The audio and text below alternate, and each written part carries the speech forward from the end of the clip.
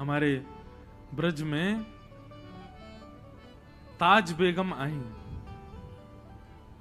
उनको मंदिर में प्रवेश करने से वर्ज्य कर दिया गया, क्योंकि विजातीय थी और उसमें भी म्लेच्छ थी, इसलिए उनको मंदिर में नहीं जाने दिया जाता था। वो ताज बेगम बाहर बैठी बैठी, ठाकुर जी के मंदिर के बाहर बैठी बैठी केवल दर्शनार्थियों से सुनती थी कि ठाकुर जी का श्रृंगार कैसा है। वे सब आके बताते ऐसा श्रृंगार है, ऐसा मुकुट है, ऐसा रूप है। तो ताज बेगम वहीं बाहर बैठी बैठी रेत में ही ठाकुर जी की आकृति बनाती थी और सुना जो गया है उसी से आकृति बना करके रेत के ही ठाकुर जी का दर्शन करती। एक दिन स्थिति ऐसी हो गई कि ये करते करते करते करते अब ताज बेगम किसी से पूछती नहीं है, अपने आप बनाती है आकृति, और आकृति बना करके बाहर आने वाले लोगों से अपने आप बताती। आज ठाकुर जी ने नीले वस्त्र पहने हैं? बोले हाँ, आज नीले वस्त्र पहने। ठाकुर जी ने गले में मोती की माला पहनी है? बोले जी। भगवान ने अपना मुकुट जो है इस प्रकार से तिरछा रखा है, स्वर्ण मुकुट है, उस पर पंच मयूर पृच्छ लगे हुए हैं? बोले हाँ। कानों में मकराकृत कुंडल हैं? बोले हाँ। ठाकुर जी के मुकुट पर एक मोती की लड़ लहरा रही है? बोले हाँ। ऐसी स्थिति में पहुंच गई ताज बेगम कि अब उसको दर्शन की आवश्यकता नहीं है। वो नेत्र बंद करके बाहर से जो चिंतन करती है वैसा ही श्रृंगार ठाकुर जी का होता है।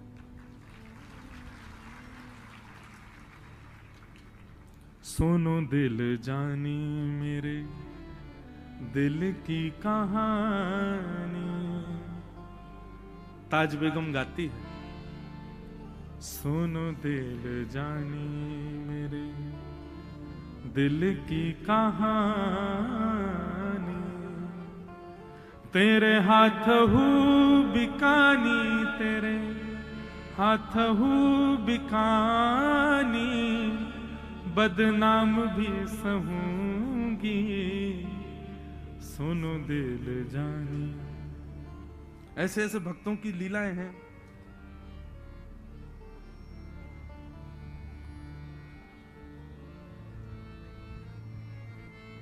नंद के कुमार कुर्बान तेरी सूरत पे,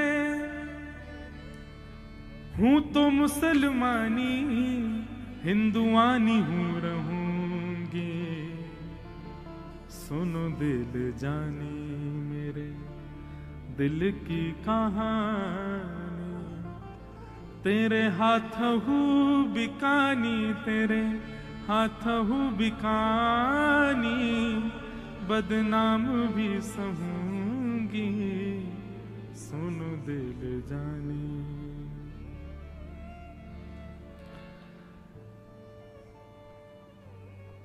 ताज बेगम का चरित्र आता है और उस चरित्र में ऐसी कथा आती है, होली का समय, और ताज बेगम पद लिखती थी, और पद जब लिखती थी ना तो उसको अनुभव होता था, दिखने लग जाती थी वो सारी लीलाएं जो वो लिखती थी। तो होली का पद लिख रही थी। आज भी नाथ द्वार में जब होलाष्टक शुरू होते हैं तो सबसे पहला पद ताज बेगम का ही गाया जाता है, धमार का पद।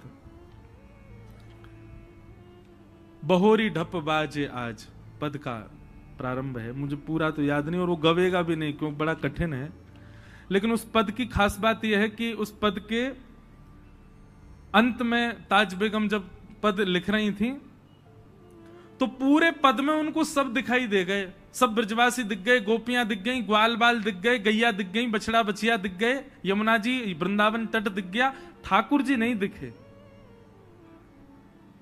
उनको जो दिखता था वो लिखती थी, और लिखते लिखते उनको इतना विरह हो गया कि ठाकुर जी नहीं आए अभी तक। इतना विरह हुआ कि पद लिखते लिखते लिखते अंतिम पंक्ति लिखी रही थी कि अभी तक ठाकुर जी नहीं आए। उसी विरह में उन्होंने प्राण त्याग दिए, और अंतिम पंक्ति की अंतिम शब्दावली अभी रह गई थी जिसमें छाप होती है लेखक की।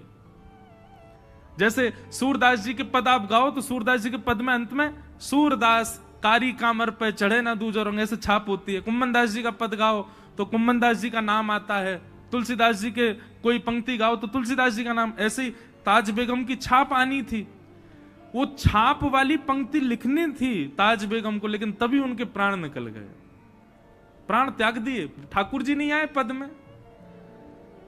तो कहते हैं आकाश में गर्जना हुई, शाम घटा प्रकट हो गई, और अंतिम पंक्ति पूर्ण करने के लिए स्वयं श्याम सुंदर प्रकट हो गए। और उसकी अंतिम पंक्ति लिखी, निर्तत आवत ताज के प्रभु। ठाकुर जी ने लिखा निर्तत आवत ताज के प्रभु, मतलब नाचते हुए आ रहे हैं। कौन? बोले ताज के प्रभु। गावत गीत धमार, ठाकुर जी धमार गीत गाते हुए अंतिम क्षण में प्रकट हो गए। बड़ी बड़ी लीलाएं, बड़ी बड़ी आनंदमयी लीलाएं हैं ठाकुर जी, कहां तक वर्णन करें उनका। तो निर्गुण, ये चौथे दिन कृष्ण जन्म होने का तात्पर्य केवल और केवल इसलिए है कि आपके चित्त में निर्गुणता आवे।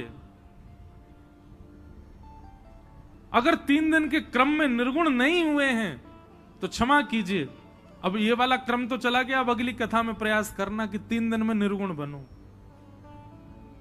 चौथे दिन जब तक निर्गुण नहीं बनोगे, आपको लगेगा मंडी द्वीप में पंडाल में व्यास जी ने कथा कह दी और कृष्ण जन्म किया, लेकिन निर्गुण हो जाओगे ना, नेत्रबंद हो जाएंगे। ये सब आपको भोपाल मंडी द्वीप के लोग नहीं, ऐसा लगेगा ये सब ब्रजवासी हैं, ये मधुमंगल श्रीदामा आदि ही सब नाच रहे हैं। अरे देखो ये सब सखियां, ललता विशाखा आदि गोपियां सब नृत्य कर रही हैं। सामने व्यास जी नहीं, साक्षात नंद बाबा बैठे हैं, मंच पर बैठ करके नंद घर आनंद भयो गा रहे हैं, हमको लुटा रहे हैं। और जो बालक आता है ना स्वरूप धारण करके, उसमें साक्षात श्री कृष्ण का अनुभव होगा। यदि निर्गुणता चित्त